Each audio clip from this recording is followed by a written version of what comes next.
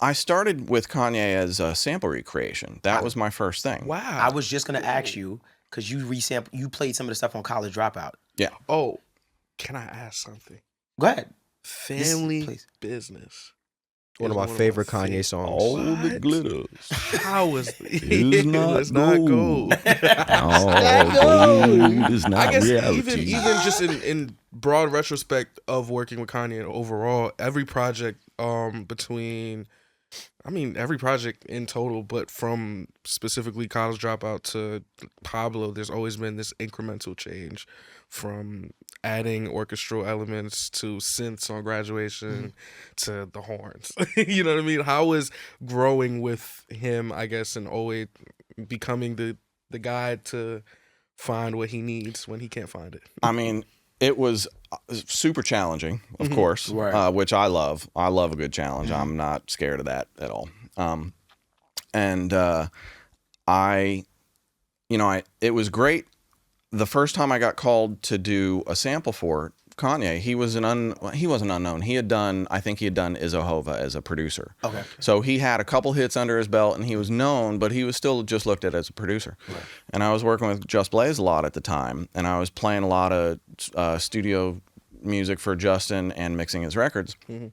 And I get a call from G. Roberson and Jay Brown one day, and they say, do you know who Kanye West is? I'm like, yeah, I know. And Right. they're like, so he has this Paul McCartney record that he sampled that they cleared the publishing, but they can't clear the master, and we need it recreated. Do you know how to do that? And I'm like, of course I know how to do that shit. Send that shit over. Man, I didn't know how. I was like, oh, what am I doing? Right. So I spent like the next 3 or 4 days figuring it out and just teaching myself a whole bunch of new techniques and solving puzzles. It's all sample recreation is just solving puzzles. Right. And then I sent that off, and then all of a sudden they loved it, and I was the sample recreation guy. Right. And so I started with Kanye. But the great thing about that is it has been the great door opener of my career.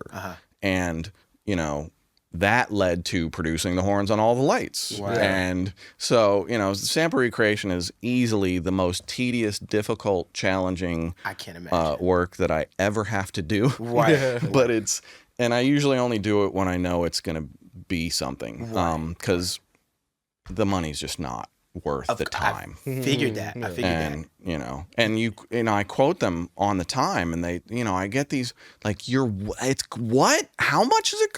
And I'm like, bro, you have no idea. Go have your guy do it, and then come back to me. Right. Yeah. And then, and then we'll figure it out from there. Right. You also I known and found out about you with the sample creation, like recreation and stuff like that. You was doing a lot. You did some stuff on Watch the Throne as well. Wow. Did you play accordion on the end of you played something. You played Illest on motherfucker. Yeah. Oh, shit. So the interlude at the end of No Church in the Wild is, I call it the polka orchestra. Okay. So I created the whole polka orchestra. That's an original piece of music. I played every single note on that thing. Right. But my hip hop credibility, claim to fame is that I played accordion on Watch the Throne. Oh, man. That's crazy. Wow. That is such a random stat too. Oh, I know. It was like the funnest thing ever. And the accordions are older than I am. I've had 2 of them in my family since, I was born. And so they've just been in the closet, and every now and then I pull them out and just play them because they're really cool. That's tough. And you played it on that legendary album. It was like, this is man. great though. Yeah. Dust off the old accordion. But also on that album, Danny Flam didn't play horns, but connected me to 4 horn players. The craziest story on Watch the Throne was I get a call like noon one day, and I can't remember if it was Plain Pat or who, but they're like, can you produce a horn section for the bridge of New Day for Kanye today? We need it done by 7 p.m. And I'm like, what? So Today? So I was like, yeah, I'll just call Danny, no problem. So I called Danny. Danny's overseas. He's not available. Right. So Danny was great. He hooked me up with like 4 first call New York session players. Okay. So I wrote the parts in my head.